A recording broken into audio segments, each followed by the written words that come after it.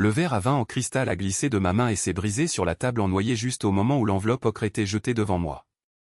Une fine ligne de sang a tracé un sillon sur ma paume, mais je l'ai à peine senti. La douleur physique n'était rien comparée à la pression glaciale qui montait dans ma poitrine alors que plus de 2 douzaines d'yeux se tournaient vers moi. Aucun d'eux ne prenant la peine de cacher sa curiosité mêlée d'une pointe de satisfaction. Je m'appelle Ella, et ce dîner de Thanksgiving chez mes beaux-parents ne ressemblait à aucun autre. Qu'est-ce que c'est? Ai-je demandé, ma voix étrangement calme malgré le tremblement de ma main alors que je tendais le bras vers l'enveloppe. Des papiers de divorce, la voix de Brandon, celle de mon mari, m'a frappé comme un coup de marteau. Calme, froide, comme s'il annonçait que nous n'avions plus de tarte à la citrouille. Avant que je ne puisse répondre, Mildred, ma belle-mère, a pris une gorgée de vin et a reposé son verre avec une supériorité indéniable. Nous pensions que ce serait plus doux de faire cela en présence de la famille, a-t-elle dit, chaque mot prononcé comme un décret royal. Plus doux pour qui? La question est restée coincée dans ma gorge tandis que je croisais le regard de Julie, la sœur de Brendan, qui ricanait derrière son verre de vin comme si elle attendait ce moment depuis des années. Vous avez demandé le divorce au dîner de Thanksgiving?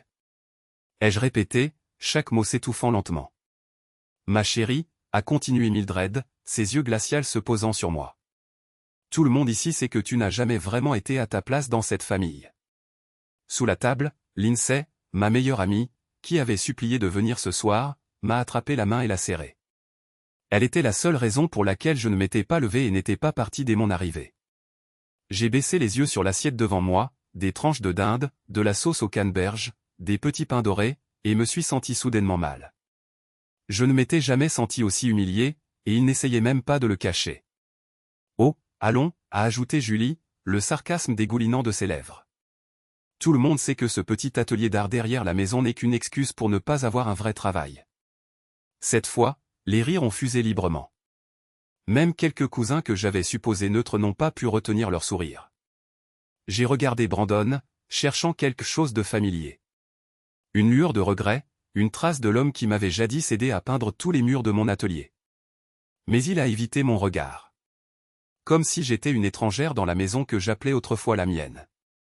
Nous voulions juste t'aider à te réveiller, a dit Mildred, tamponnant ses lèvres avec une serviette immaculée. Cette famille a besoin de quelqu'un de plus solide. J'ai pris une profonde inspiration. Sous la nappe, ma main a effleuré mon sac à main. À l'intérieur se trouvait un document que j'avais gardé caché pendant près d'1 an, un acte de propriété de la maison, signé en ma faveur une nuit où Brandon était ivre pour notre 6e anniversaire. Il ne se souvenait de rien le lendemain matin. Mais moi, si. Vous avez raison, ai-je dit lentement, en me levant de ma chaise, le sang dégoulinant sur la nappe coûteuse. Je n'ai pas ma place dans cette famille. Je suis bien au-dessus de vos standards. Quoi?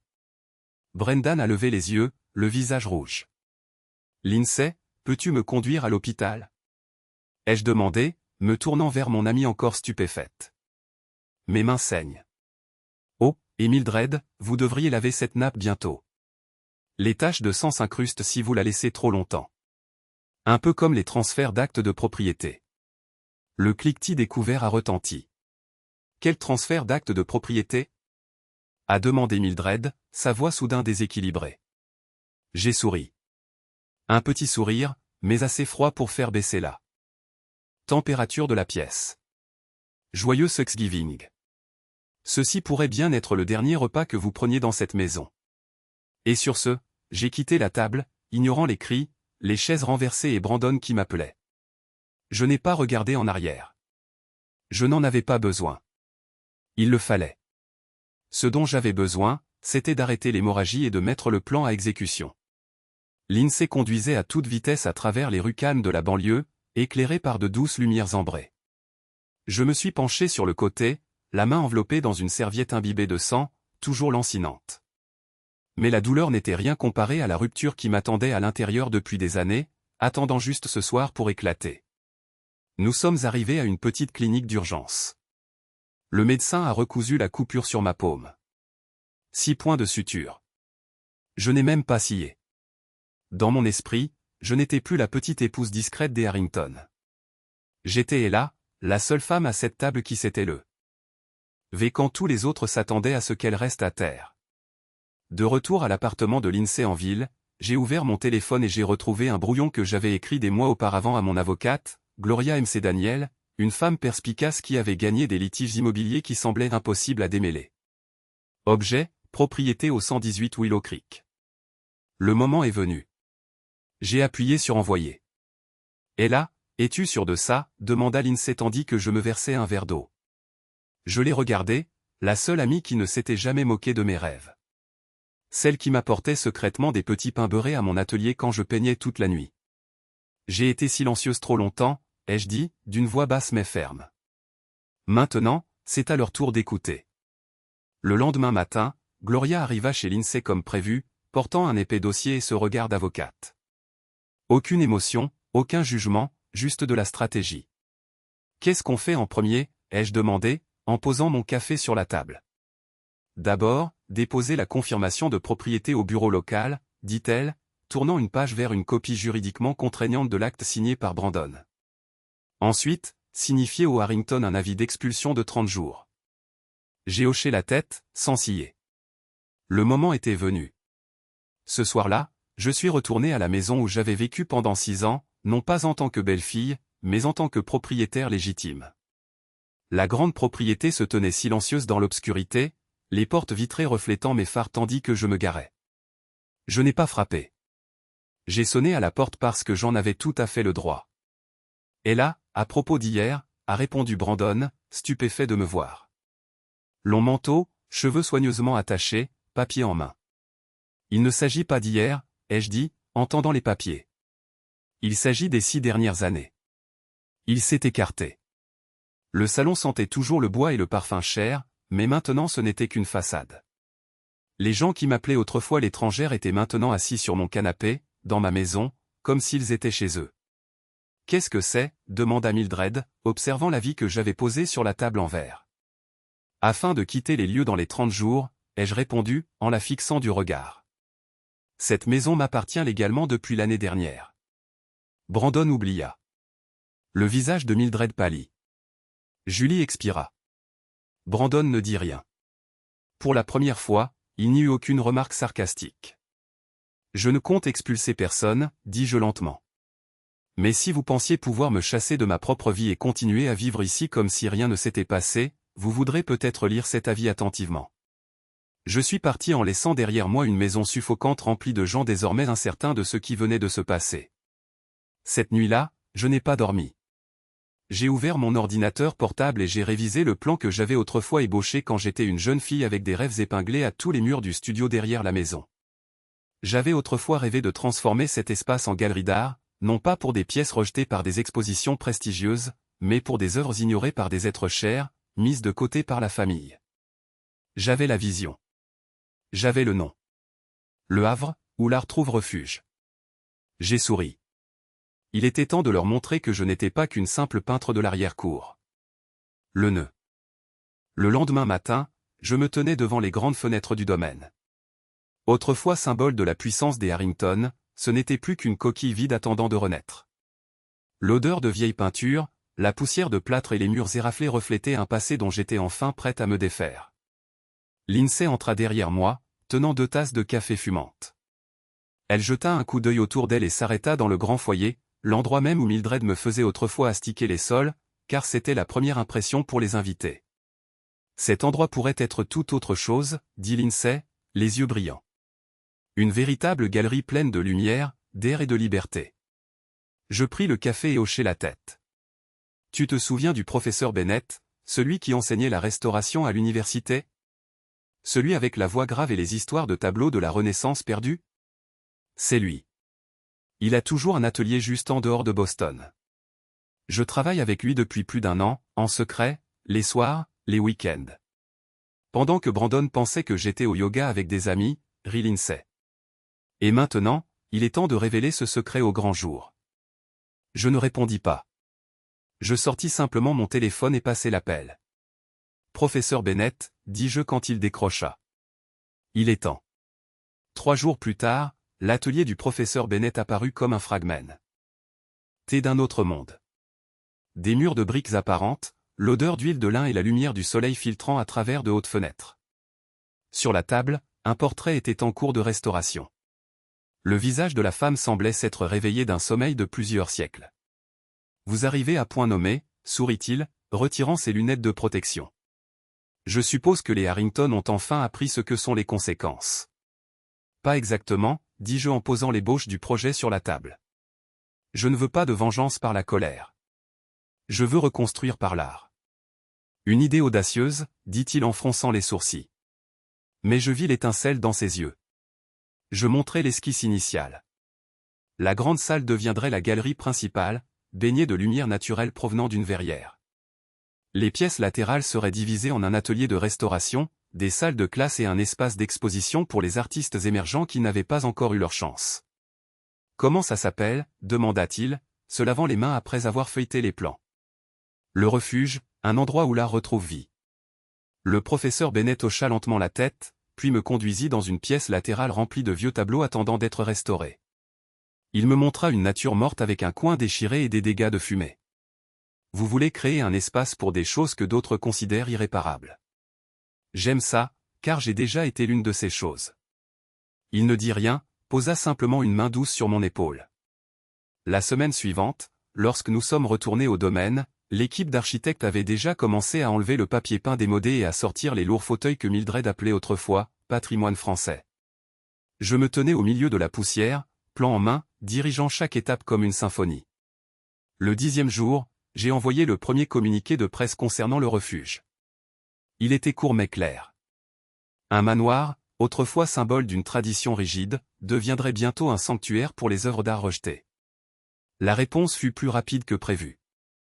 Un magazine d'art indépendant nous contacta pour une interview. Un collectionneur de Chicago offrit de financer une section de l'exposition. Et puis arriva l'email final qui me laissa sans voix. Une invitation à collaborer avec le Smithsonian Conservation Center. Le même endroit qui avait rejeté ma candidature de stage 3 années de suite voulait maintenant apprendre du modèle de conservation en libre accès que j'utilisais au refuge. Un après-midi tardif, alors qu'une lumière ambrée se déversait dans la grande salle désormais vide, je déroulais un nouveau plan d'aménagement sur le carrelage, mes yeux se posant sur l'endroit où se trouvait autrefois la table à manger des Harrington, là où on m'avait autrefois remis les papiers du divorce. Cet espace serait désormais la pièce maîtresse de l'exposition d'ouverture. Le souvenir persistait, mais il ne m'accablait plus. Lindsay entra, tenant une boîte de courrier frais. « Tu as reçu une lettre manuscrite » dit-elle en me tendant une enveloppe. Je l'ouvris. À l'intérieur, une seule ligne me fit m'asseoir, accablé. Astérisque si ces murs pouvaient parler, j'espère qu'ils raconteront l'histoire de quelqu'un qui a transformé la détresse en lumière. Professeur Bennett astérisque. Je souris doucement, avec assurance. J'étais dans la galerie principale, ce qui était autrefois le salon des Harrington, quand la sonnette du portail retentit, interrompant le fil de mes pensées. Marcus, le nouveau gardien de sécurité d'une entreprise professionnelle, m'appela à la radio. « Mademoiselle est là, il y a un homme nommé Brandon Harrington au portail. Il dit que c'est urgent. » Je jetai un coup d'œil à l'horloge. 9 heures, le genre d'heure que Brandon choisirait. Trop tôt pour une visite informelle. Trop tard pour des excuses sincères. « Laissez-le entrer, dis-je calmement, mais uniquement dans l'espace d'accueil extérieur. Il ne doit pas entrer dans la maison. » 5 minutes plus tard, je montai sur le porche. Brandon était là, les mains dans les poches de son pardessus, le visage tiré, les yeux injectés de sang. Soit à cause de nuit blanche, soit parce qu'il réalisait qu'il avait perdu quelque chose d'irréparable. « Merci de me recevoir, dit-il, sa voix plus grave que dans mes souvenirs. « Vous avez 5 minutes, répondis-je, les bras croisés. Il déglutit difficilement. « Julie, elle est enceinte. » Je haussai un sourcil. « Et en quoi cela me concerne-t-il ? » « Nous avions l'intention de réemménager ce printemps, dit-il, essayant de rester calme. Cette maison, elle est dans notre famille depuis 4 générations. L'enfant de Julie devrait naître ici pour perpétuer la tradition. » Je laissai échapper un petit rire, non moqueur, mais certainement pas empathique. « Vous voulez que l'enfant grandisse dans une maison où sa mère m'a ri au nez quand j'ai présenté ma première œuvre d'art au dîner ?» Brandon resta silencieux. « Vous voulez qu'il joue dans le jardin où votre mère m'a fait arracher les mauvaises herbes tout l'été juste pour que j'aie l'air d'une parfaite maîtresse de maison, et là ?» Il fit un pas en avant, mais je ne bougeai pas. « Non, Brandon, je n'ai pas besoin d'une autre explication. Je sortis de la poche de mon manteau un plan d'aménagement entièrement approuvé du Havre, estampillé et signé par la ville. Cette maison est en cours de rénovation pour devenir un centre d'art communautaire. Il est financé, soutenu légalement et son ouverture est prévue le mois prochain. Tous les documents sont en règle. Il prit les papiers, feuilletant quelques pages avant de lever les yeux vers moi. Ma mère n'acceptera jamais cela. Votre mère, dis-je d'une voix ferme, n'a plus son mot à dire ici. Cet après-midi-là, je vérifiais le système d'éclairage de la galerie quand mon téléphone vibra. Numéro inconnu, mais je n'avais pas besoin de l'identification de l'appelant. La voix de Meldrid retentit. Affûtée comme jamais. Pas de fioriture. Je demande une réunion immédiatement. Je n'ai plus aucune obligation légale de vous rencontrer, Madame Harrington. Vous ne comprenez pas les conséquences, dit-elle. Et pour la première fois, je décelai de l'urgence sous son ton autoritaire. Cette famille a de l'influence. On ne vous laissera pas en paix si vous démantèlement la tradition de cette manière. Je souris légèrement, mais sans douceur. Je ne démantèle pas la tradition. J'en construis une nouvelle. Plus humaine, plus ouverte, et non enracinée dans le dédain. Puis je raccrochai. Le lendemain, Mildred se présenta effectivement, mais cette fois, elle ne put entrer. Depuis la caméra de sécurité, je la vis en manteau de cachemire noir, debout au portail, faisant des gestes à M. Arcu. Marcus resta ferme. Je suis désolé, Madame Harrington. Mademoiselle Ella ne reçoit pas de visiteurs imprévus. Si vous avez besoin de déposer des documents, nous avons une boîte de dépôt sécurisée au portail. Elle fixait la caméra, comme si elle essayait de percer un trou à travers l'écran. Et je me tenais là, juste devant l'écran, à la regarder, elle, la femme qui avait autrefois contrôlé chaque recoin de cette maison, maintenant arrêtée par un portail dont seul moi détenais la clé. Ce soir-là, j'ai reçu un email de l'avocat des Harrington. Une offre de rachat de la maison à 2 fois sa valeur marchande. J'ai répondu par une seule phrase. L'argent ne m'intéresse pas. Ce qui m'intéresse, c'est le but. Je me suis penché en arrière sur ma chaise, fixant le grand mur où la pièce maîtresse de l'inauguration allait bientôt être accrochée. Une douce lumière ambrée éclairait l'esquisse inachevée, des éclats de verre arrangés en ailes de papillon. Un symbole de quelque chose autrefois brisé, maintenant en plein envol. Il pouvait être en colère. Il pouvait résister. Il pouvait offrir autant d'argent qu'il voulait. Mais la seule chose qu'il ne pourrait jamais récupérer était la voix. Et pour la première fois de ma vie, je savais que je l'avais reprise. Le soir de l'inauguration, ce refuge irradiait une chaleur réconfortante contre la froideur grise de l'hiver.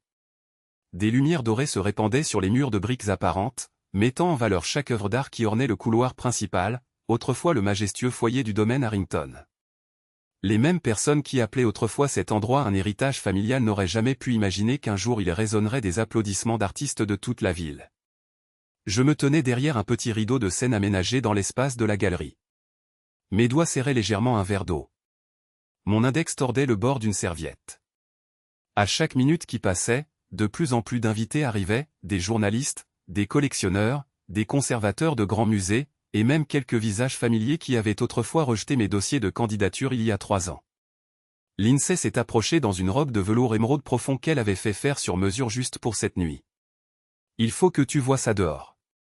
Il y a une file d'attente qui fait le tour du pâté de maison et la chaîne 6 vient d'installer une caméra près des escaliers. J'ai hoché la tête, sans rien dire. Mon cœur battait la chamade, non par peur, mais parce que je savais que cette fois, je n'avais plus rien à perdre. Dehors, la guide a commencé la visite commentée de la première œuvre. J'ai entendu des pas sur les parquets, des déclenchements d'appareils photo, et de doux murmures. C'est incroyable. Qui aurait cru que c'était autrefois un hôtel particulier? À exactement 20 heures, une douce sonnerie retentit, signalant le début des discours. Je suis sorti des coulisses, rejoignant le pupitre en bois où je me tenais maintenant, face à une galerie comble. Merci à tous d'être venus ce soir, ai-je commencé, ma voix plus ferme que prévu. Cet endroit était autrefois rempli de silence, d'attentes forcées et de jugements murmurés. Mais ce soir, il est remis à des histoires vraies, sans censure et sans complexe. Je me suis tourné vers la grande toile au centre, encore couverte d'un drap noir. Cette œuvre a été créée sur une année, à travers des nuits blanches, des moments de doute et des périodes où je pensais ne pas être assez forte pour continuer. J'ai donné le signal. 2 membres du personnel ont délicatement retiré le drap. Derrière, se tenait une peinture massive. De l'huile, des fragments de vieux journaux et des éclats de verre brisés assemblés en reflets de lumière. Au centre, une table à manger renversée, des verres en cristal brisés, et des morceaux de miroir reflétant des dizaines de visages. La douleur, la colère, l'impuissance. Et enfin, au centre, une femme se tenant droite, tenant un pinceau, son regard fixe et tourné vers l'avenir. Reclame. Passion, dis-je, pas seulement de l'art, c'est la dignité, sa voix. C'est moi. La salle est devenue silencieuse, puis des applaudissements. D'abord clairsemés, puis montant vague après vague. Un critique de la Boston Review s'est approché, demandant une interview exclusive. Un collectionneur de New York s'est penché vers Lindsay et a chuchoté « Je veux acheter l'original. Dites-moi le prix. » Au milieu de la foule, la porte d'entrée s'est ouverte inopinément. Tous les regards se sont tournés. Mildred Harrington est entrée, le dos droit, les yeux inflexibles. Derrière elle se tenaient Brandon et Julie, sa grossesse désormais indéniable. Je pensais que c'était un espace public, a dit Mildred, d'une voix froide. Bien sûr, ai-je répondu, m'avançant avec un sourire. Tout le monde est le bienvenu, même ceux qui qualifiaient autrefois l'art de passe-temps bon marché. La salle s'est agitée. Les reporters ont braqué leurs caméras. Vous avez utilisé le nom des Harrington pour monter un scandale personnel, a-t-elle claqué. Vous avez déshonoré l'héritage de ma famille. Je n'ai pas déshonoré votre tradition, ai-je dit calmement. J'ai simplement raconté la vérité de ce que j'ai vécu à travers l'art. J'ai désigné l'œuvre centrale. Ceci est la vérité. C'est ma voix, et pour la première fois, elle est entendue. Mildred a ouvert la bouche pour répondre, mais une autre salve d'applaudissements l'a interrompue. Du coin de la salle, un homme aux cheveux argentés s'est avancé. Le conservateur en chef du New England Museum of Fine Art. Madame Harrington, a-t-il dit, votre fils devrait être fier. Nous envisageons cette œuvre pour l'exposition de l'année prochaine, Les femmes et la voix. Après un silence, Mildred a serré son sac à main, silencieuse. Julie a baissé la tête. Brandon s'est discrètement reculé. Je n'ai rien dit de plus. Je me suis simplement tourné vers Lindsay et j'ai levé mon verre. À quoi trinquons-nous, a-t-elle demandé. Aux mots qui m'ont autrefois brisé, ai-je dit. Maintenant, ils sont le fondement de quelque chose de nouveau. Et quand j'ai regardé en arrière, le projecteur a de nouveau frappé la peinture. Son verre brisé captait la lumière comme des arcs-en-ciel fracturés traversant le plafond. Ce n'était pas de la vengeance. C'était une renaissance. Le lundi matin, j'étais dans mon bureau au 2e étage du Haven, parcourant les contrats d'exposition d'une galerie de Seattle quand mon téléphone a vibré. C'était Lindsay. Sa voix n'était qu'un murmure de choc. Et là, allume la télé, chaîne 9. C'est à propos des Harrington. J'ai tendu la main vers la télécommande, les mains tremblant légèrement. Le titre rouge vif défilait au bas de l'écran. Harrington Capital sous enquête pour faute financière. Des millions manquent. Le présentateur a parlé gravement.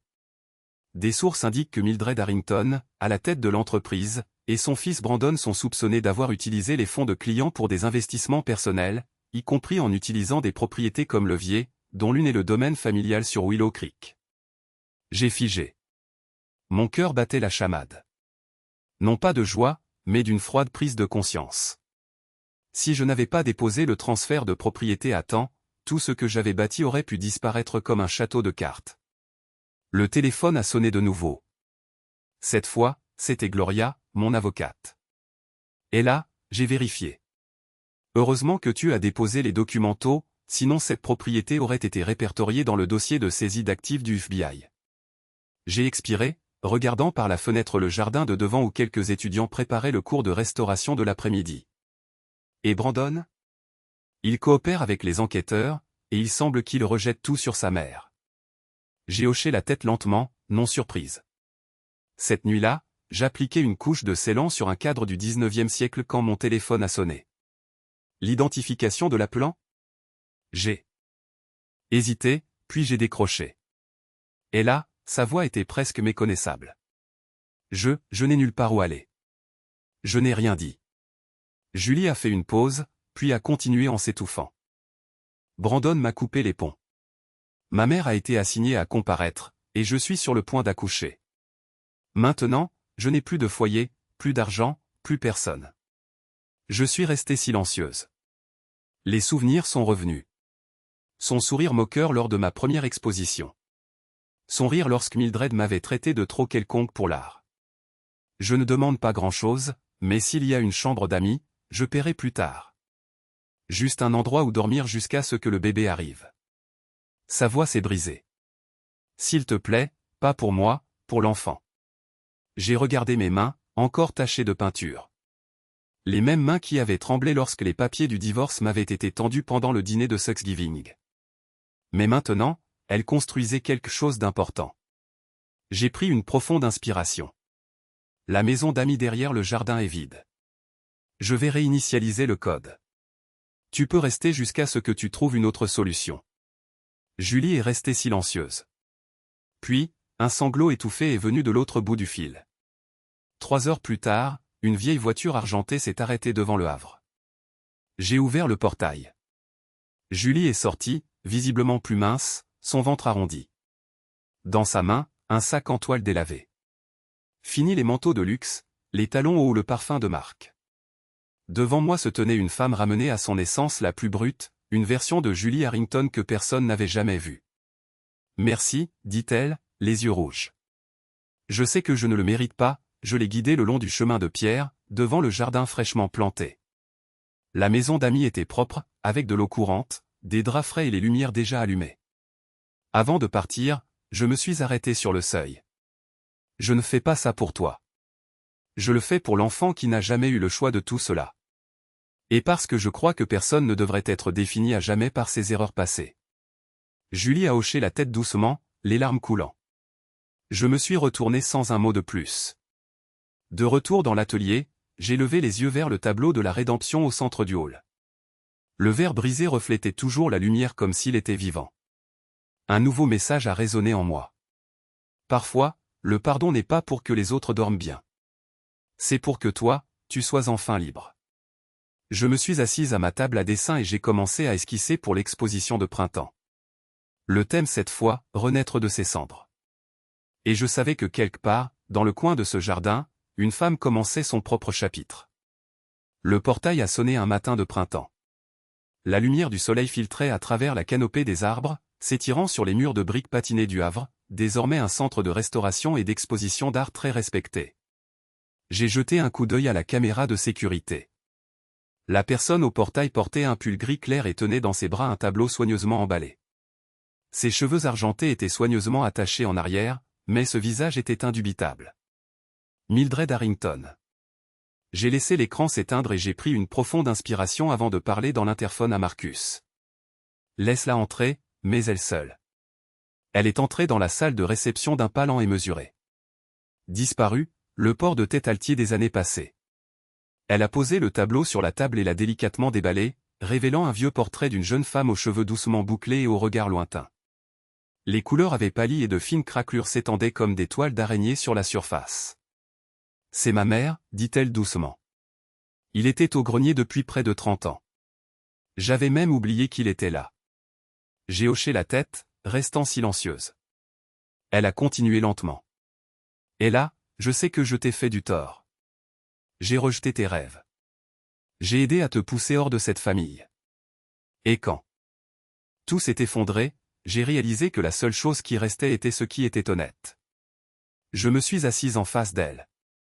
Je peux restaurer ce tableau, dis-je, mes yeux suivant une fissure le long du cadre.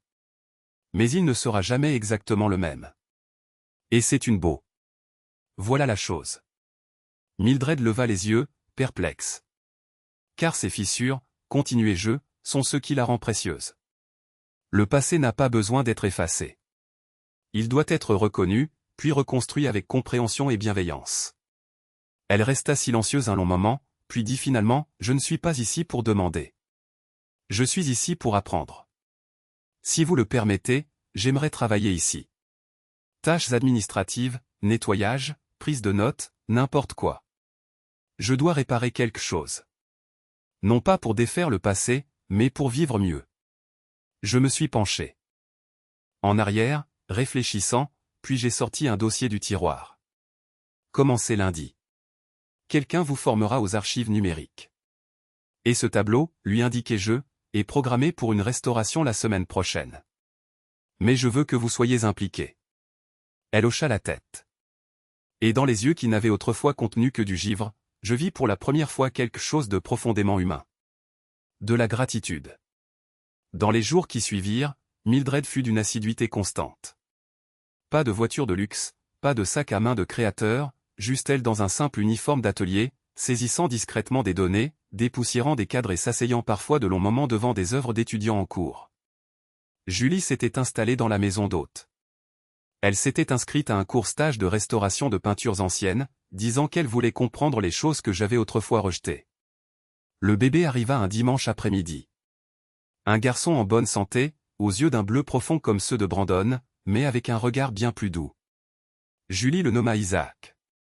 Une joie inattendue. Ce soir-là, je me tenais avec Francisco dans le principal atelier de restauration. Le coucher de soleil inondait les hautes fenêtres, projetant une lumière douce sur le portrait de la mère de Mildred tandis que nous travaillions sur le fond. « Tu as changé cet endroit » dit Francisco, brossant toujours délicatement le vieux vernis et les gens qui s'y trouvaient. Je souris, regardant autour de moi les jeunes apprentis. Certains venaient des meilleures écoles d'art, d'autres avaient abandonné des années auparavant. Mais tous étaient concentrés, délicats, traitant chaque fissure comme un souvenir à honorer. Aucun de nous n'est parfait, dis-je, ajustant la loupe. Mais en apprenant à restaurer, nous apprenons aussi à regarder la vie, non pas à l'effacer, mais à la comprendre et à la réinventer. Francisco hocha la tête. Et parfois, ajouta-t-il, ce qui a été brisé devient plus beau que l'original. Ce soir-là, je suis entré dans le jardin. Une légère brise portait le parfum de la lavande fraîchement éclose. Julie poussait une poussette. Mildred prenait des notes près du porche. Isaac dormait profondément, les lèvres courbées en un doux sourire, comme s'il rêvait d'un monde épargné par la douleur. Je levai les yeux vers la maison, autrefois symbole de pression et de jugement. Maintenant, elle était renaissante. Pas une victoire, mais une guérison. Une œuvre d'art en cours de redéfinition. Non pas en effaçant le passé, mais en le rendant plus honnête, plus significatif à travers ses lignes imparfaites. Et je savais qu'à partir de ce moment-là, je n'étais pas seulement une artiste. J'étais une gardienne de souvenirs, et je leur offrais la chance de revivre de la manière la plus douce possible. L'histoire d'Ella prouve que les fissures de nos vies ne nous rendent pas faibles. Elles sont le fondement de quelque chose de plus solide. Elle a transformé la douleur en un objectif, métamorphosant une maison autrefois définie par le mépris en un centre de créativité florissant. Dans la vraie vie, nous avons tous été rejetés ou brisés à un moment donné. Mais lorsque nous choisissons de nous relever, de guérir et de donner un sens à cette douleur, la vie nous récompense par la liberté et la forme de croissance la plus profonde. Que pensez-vous du parcours d'Ella? Son pardon était-il une faiblesse ou sa véritable force? Partagez vos réflexions dans les commentaires ci-dessous et n'oubliez pas de suivre la chaîne pour découvrir d'autres histoires puissantes sur la famille et la résilience.